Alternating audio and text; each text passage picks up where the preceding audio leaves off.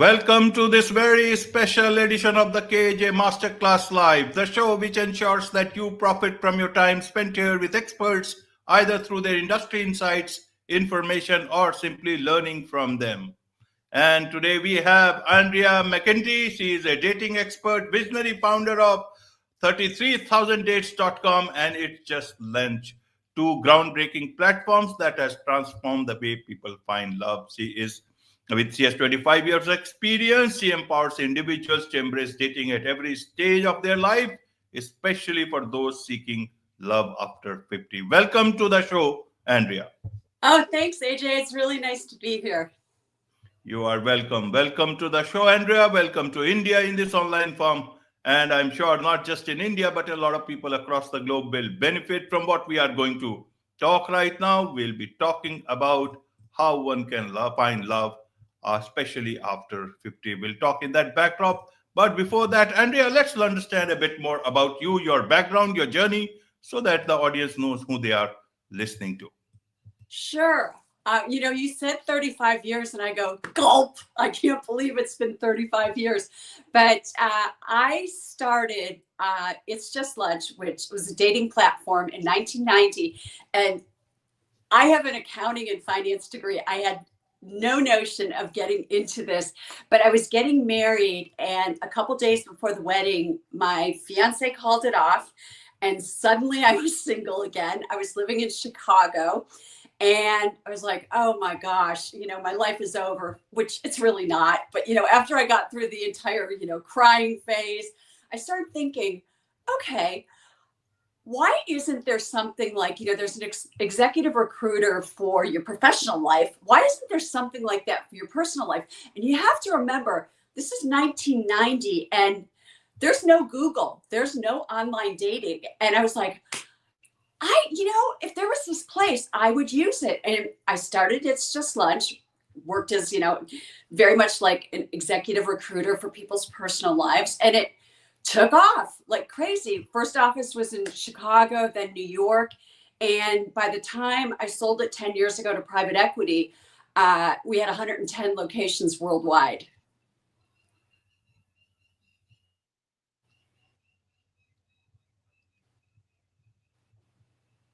Yes, Andrea. Andrea, maybe there is a bit of a freeze frame. If you can speak something, okay. If it is done, have you spoken about your journey? I just talked about my journey. Do you need me to do it again? Okay. There was a bit of a freeze frame, and I got a bit confused whether it's a freeze frame or you are still speaking. Sometimes it happens. It's all part of the technical thing. Great. Thank you for that, Andrea. So now let's understand. You talk about, finding love after 50. Now, if one looks at the age of 50, it's a very intelligent stage, wisdom age of, full of wisdom.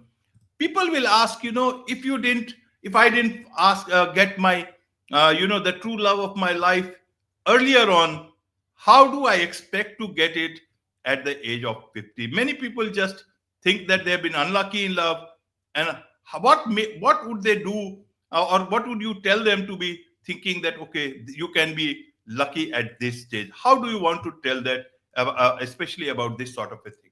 Okay, well, first of all, we have to get over the whole thing. 50 is not old. And a lot of these people, they got married right after college, maybe right after graduate school. They met somebody in the workplace. And so all of a sudden they wake up and they're 50 or 55 and they're divorced, or, God help us, some are even widowed. And they're thinking, what do I do? How do I do this again? And 50 now is not like when you think about our parents or our grandparents, when they were 50 or 60, you're like, wow, they're old. I think we're a lot more energetic, and we still have, a lot of life in us. And when you're talking about age 50, you've got another 30 or 40 years you're probably going to live, and people don't want to live it alone. So this is, your second act. Just like a lot of people have second acts in business, they do one thing and then suddenly at 50, the entrepreneurial lightning bolt strikes them and they do something else. It's the same thing with dating. So, somebody who walked down the aisle at 25, never thought, oh boy, at 50 or 55, I'm going to be doing this again. But the internet and online dating platforms, I mean, there's over 1,400 dating platforms in the world. And there are so many opportunities now, you know, compared to 1990 when I first started It's Just Lunch, to when I started 33,000 dates 10 years ago after I sold It's Just Lunch. 33,000 dates is based on how many dates I've orchestrated in my life. And I've had over 10,200 marriages too. So now I focus on the people that are like really 45 to 65, because they're like, technology, how do I do this? How do I use online dating? How do I write a profile? What about my photos? How do I message people? And women especially can be very reticent about approaching a man first online. You know, they think, oh, the man has to reach out to me first. I'm like, no. You know, we're on equal footing now, men and women. Women can reach out to men, men can reach out to women. And I love it. I met my husband a year ago. I was married for 24 years. So I've kind of lived this whole thing. I didn't date for 5 years because I had 3 teenage kids. And I was like, you know, I don't want to bring men around when, you know, I have 2 daughters and a son all in their, you know, teens. And so 2 years ago, I started dating again. And on my 6th first date, I met my now husband. And we just got married a couple months ago in Italy. Wonderful, wonderful. Congratulations to you, Andrea. Thank And you. I'm sure you must be congratulating a lot of people who are taking your help.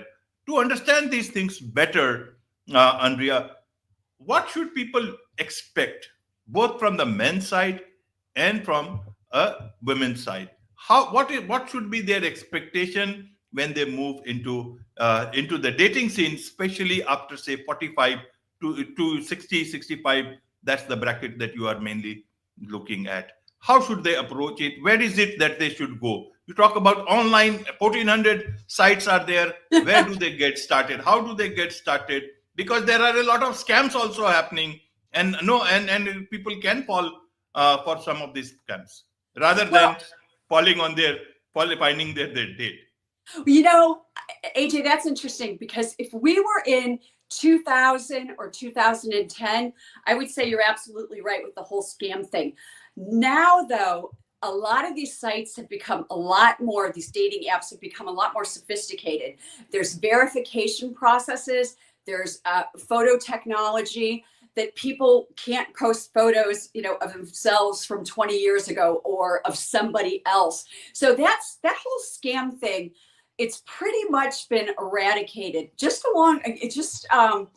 As well with the stigma around online dating, people are, you know, a lot more open to it. So to answer your first question, how do people, you know, approach it, go about it, pick, you know, one of these 1,400 dating platforms to begin with? A lot of times, and this can be a mistake, they pick because their best friend went on Match.com and met her husband. So they're like, Match.com, but they might live in a totally different part of the world or a different part of the country, and that's not the right site for them. So they've got to do some research. And I generally use the top 25 to 50 dating sites that are really good and have good filters and good algorithms, so that you can really, you know, take it from being like a needle in a haystack to like a needle in a little tiny basket of what you're really, you know, looking for. And so what people really have to watch is what they write in their dating profiles. But the number one thing is your photos. Your photos have to be really, really good. And that doesn't mean AI fake. That doesn't mean a cartoon of you, or you know, 10 years ago, 20 pounds later. They have to be, you want photos that show you doing what you do. So like if you play golf or cricket or soccer or you ski, have some good action shots of things that you actually do and that you're interested in. And then also include a group shot with you, right in the middle of it, because that shows people you have friends, you have family, you're social. So just one photo like that. Then you want one that's like a full body shot, so people can see all of you, and you want to keep them. You want to keep them fun. You want to keep them very active because they say a picture paints 1,000 words. That is so true because it doesn't matter if you're a man. It doesn't matter if you're a woman. The first thing on dating platforms that people look at, it's the photos. Absolutely. It's the photos. In terms of expectations, what should be there? Because what should be the expectation, especially at this stage? I'm not saying 50 is old. I'm just saying at this stage of life. Okay, so here's what I tell people, and sometimes they look at me like, well, what's she talking about? The best expectation is no expectation, because if you go in with super high expectations, you know what? Nobody's going to live up to that expectation. If you go in with really low expectations, like negative expectations, well, negative people don't get dates. Let's just face it. People want, positive people. So I say go in with sort of like no expectations about the whole thing. That, wow, I'm going to meet somebody. I'm going to exchange a message or two, and then I'm going to go meet her for lunch, or, later in the day, maybe for a coffee and a walk, and kind of see what's going to happen. Where people tend to get in a lot of trouble with online dating is they start messaging back and forth, tap, tap, tap, back and forth, back and forth, back and forth. Then they get on the phone and they start having phone conversations.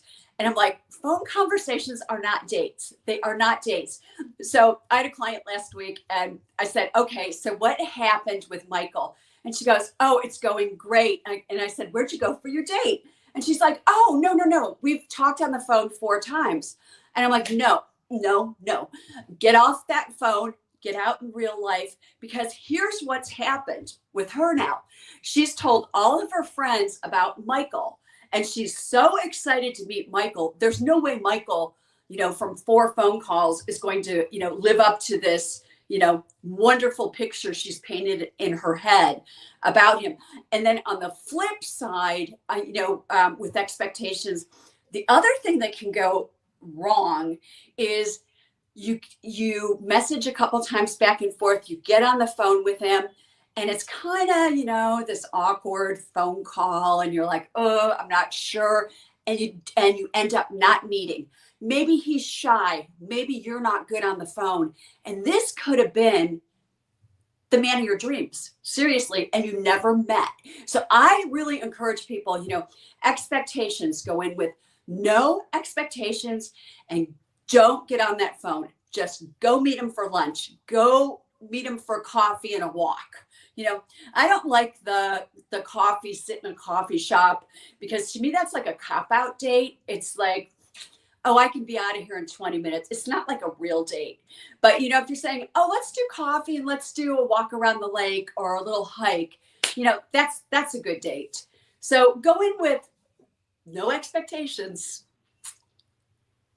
Absolutely no expectation. But in your heart, you also know that you are looking, it's a date. So ultimately, you should be thinking, even if you don't have that expectation, but in your mind, in some corner, should you be looking for someone compatible as a partner, or should you be looking at the love of your life or soulmate? What should be in your mind in any corner? Okay, that's a good one, AJ. Okay, the only thing you should be looking for is that first date. And the first date should be nothing more than, do I like her enough to go on a second date? That's all it should be. And then the second date, do I like him enough to go on a third date? And it progresses from there. But if you're going out with, oh, my soulmate, I want to get married again, you know what? You're going to come across as desperate, and the other person will be able to smell that a mile away. So while most people, that are online are looking for long-term relationships, it's not something that you broach or talk about, on the first date. What are you looking for? What are you looking for? No, it's just, what kind of music do you like? What kind of film? Do you like sports? Tell me a little bit about your family. Tell me about your kids. It's that kind of a conversation. It's like a cocktail party conversation. At a cocktail party, you wouldn't say to somebody, so, do you think you want to get married again this year? You definitely wouldn't say something like that to somebody. Right, Andrea. In these dates, either for a man or woman, should they be carrying wisdom of the past experiences or the baggage of the past? How do you know whether you are carrying the wisdom or you're carrying the baggage of the past in your conversation with your first date?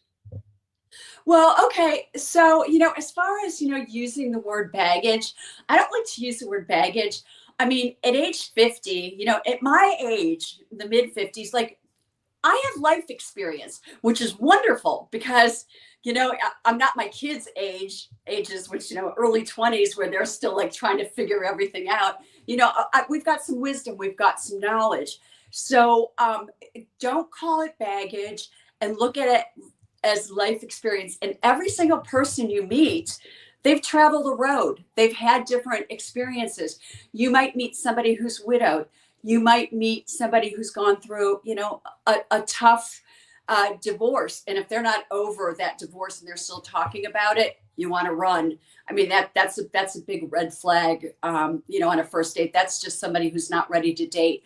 So, use your life experience. Use the wisdom that's been given to you by, living 55 years. Absolutely. Now you meet from both sides. Again, you are meeting the other person for the first time after seeing the profile picture, after seeing them in action, either in cricket, soccer, or whatever way, and other person also with their pictures and all. What about authenticity? How much do you think other will understand that, okay, this is an authentic person and this is just like the picture? How much should you take on those value from the pictures, and how much should you look at the real person? Should you look at it purely from a new full 100% sense of trust, or should you also be looking at that there could be red flags even on that profile? Well, okay. So I say go in positive and go in with the thought that most people are honest. Like I said, if it was 2010, I would go in, with kind of, not really maybe believing everything that I read online. But, it's 2025. Online dating's gotten so much better. So I don't worry so much about that. Authenticity. I mean, you're going to be able to tell right away when you meet somebody, does their photo look like them? Are they representing themselves correctly? Now, the biggest thing that I hear from people, women will say men lie about their height. So a man who's 5'9" will write, I'm 5'11", but he's 5'9". A woman, she usually will either, I shouldn't say lie, but misrepresent either her weight or her age. And those are really, really stupid things to do. Don't do it. Be you. Be authentic. There's going to be somebody out there for you. And there's no reason to misrepresent yourself online. I had a woman a couple weeks ago who told me she wanted to be my client, and I did not take her as a client because she wanted me to put on her profile that she was 10 years younger than she was, because she told me she looked so much younger. And I was like, no, I can't do that. I'm all about, being honest and representing people, for what they are. And, if you truly look younger, hey, good for you. But let the person, say you're 57, and let the person meet you and be thinking to themselves, wow, she looks great for her age. Isn't that a better thing than, trying to lie and say you're 47? No lying. No lie. Right. When do you know that you have found the partner to take things forward? Should it be first date, second date, third date, or there is a number of dates? Only then you should decide. Okay, so there's a couple things because people in the U.S. and I don't know about India. You tell me. People in the U.S. talk a lot about chemistry. Was there chemistry? Was there attraction? And I'm sure attraction is, a worldwide phenomenon, right? We've got to be attracted. But here's the thing: it can take up to 3 dates to become attracted to somebody. So, maybe when we were 18 or 19, you saw somebody and there was like that hormonal explosion, like, oh my gosh, that kind of thing. But now I tell people, after they go on their first date, if they're like, Andrea, he was really interesting, really nice man, nice looking. I'm not sure I'm attracted to him. And I say, well, do you want to go on another date with him? Did you like him enough? And generally they'll say yes. And it's up to the third date when really chemistry can happen. And I cannot tell you how many times it's been on the second or the third date where people have said, yeah, I'm really attracted to her or really attracted to him. And it just took a while because, of course there's physical looks, but then there's personality too. And I've also had people say at the beginning of a date, they call me after each one of their dates. So they'll say, at the beginning of the date, I thought she was, nice looking, but by the end of the date, I thought she was adorable. And a lot of it was her personality. So it's amazing what can change in an hour. Absolutely, it can change. So, in a nutshell, if you can say about the don'ts, especially the don'ts, that these are the things you should not be doing or saying on any of the dates at any stage, especially on around 50s. Okay, well, first of all, don't talk about health. Don't talk about you're going to get a knee replacement. Nobody wants to hear about your knee replacement. Don't tell anyone you're having dental surgery. Oh my gosh. Nobody wants to hear about your medical woes, right? So those are off limits. Never, ever speak poorly of your ex. It might have been a terrible marriage, whatever. You married this person, but there's no reason to be bringing him or her up on the first couple of dates and, bashing your ex. Maybe you're estranged from your family. Do you think that's attractive to tell somebody on a date? No, not at all. Unless your family's like loony or something, but no, you shouldn't be talking about, something like that. Okay. I don't have a job. Oh boy, run for the hills. He or she doesn't have a job. She might be a gold digger, just looking, for your money. So somebody, who's not working and, hey, we're talking about 50-year-olds here. They still work. So, you want somebody, and also somebody who has common values. Another thing is if religion's important to you,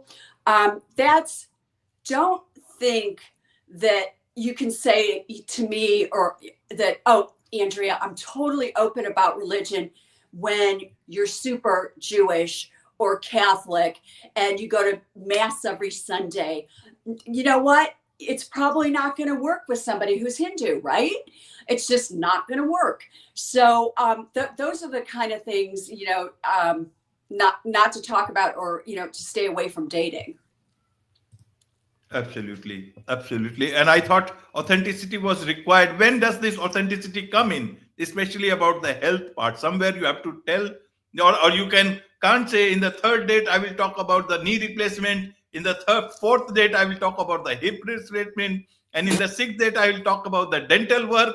The person will run away either side of that this person is coming out with more news. I don't know when more and more will keep on coming. AJ, why does your knee replacement ever have to come up until you're in a relationship? Again, like, why is that interesting? Maybe it's interesting to me if I need a knee replacement, but it's not interesting to the other person. Now, there is no timeline though on, when you talk about, why you got divorced. I mean, that is going to come up, right? But it's not appropriate the first, 3 or 4 dates.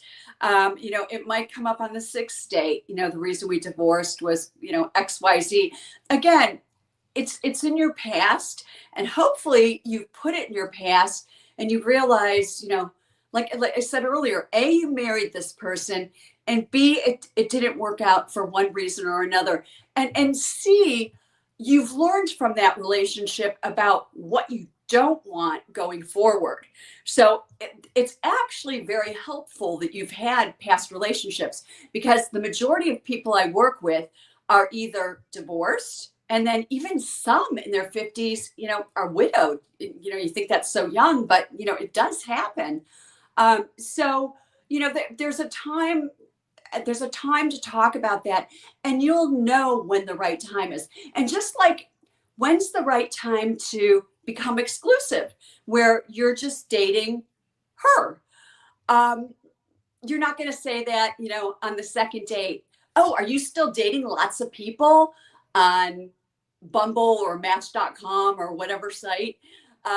Or are you only dating me? No, that's inappropriate. Just go along and see how the relationship is going. And even if you really like her or him, keep dating other people until you reach the point with that person. It might be the fourth date, it might be the 10th date, where you say, wow, this person's really for me. I really, really like him. So, that's when you can have that kind of talk. And then there's also, another issue is introducing them to your children. You're not going to do that on your first or second date. Not a good move. But, eventually, especially when you get to like a holiday season or something, it becomes pretty natural, and you don't want it to be stilted like, oh, I have a new boyfriend, kids, we're going out to lunch on Saturday. His name is Matt. I want you all there. Oh my gosh, that just made me feel uncomfortable saying it, let alone, how the kids are going to feel and how Matt's going to feel. It's just not a good idea. Absolutely. Absolutely. Lots of things to learn about these things from you, Andrea, and I'm sure a lot of people. If I understand, you have a book. Is it already out or is it yet to come Yes. out? No, it just came out 2 weeks ago. Yay! And you know what? It's on Amazon, and it's available everywhere. This book is my heart and soul. It's based on 30 years of my experience, and it's second acts, winning strategies for dating over 50. But I've been getting a lot of reviews online, and people are saying this is for anybody over 25 or 30.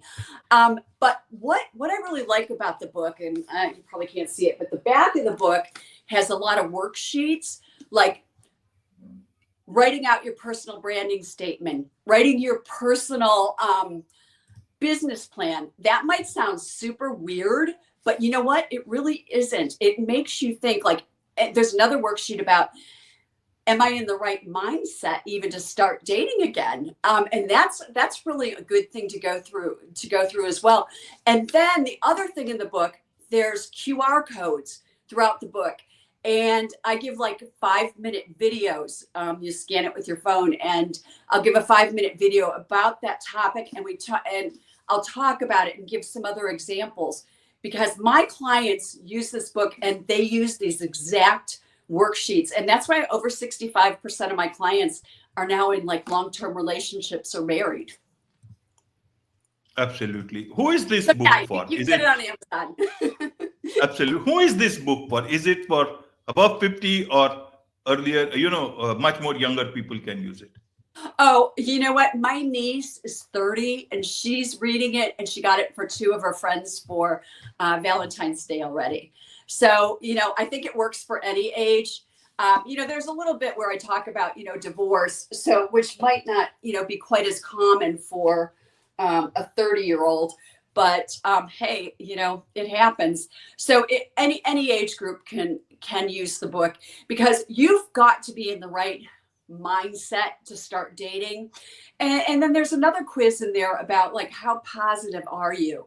And I know we're not all, all positive all the time, but you've got to have a positive outlook on dating and not like, I can't believe I'm doing online dating, or online dating is only for losers. You've totally got to get over that, because it is absolutely the best way to meet people. I mean, there's thousands and thousands of people like right in your like 20-mile radius that are single, and it's easy to meet. And I used to be a matchmaker, and I worked with a pool of a couple hundred people. And when I look at online dating now, and I'm like, oh, there's thousands to pick from, it really makes me excited, because I feel like I can do a really good job, for my clients, and get them married off.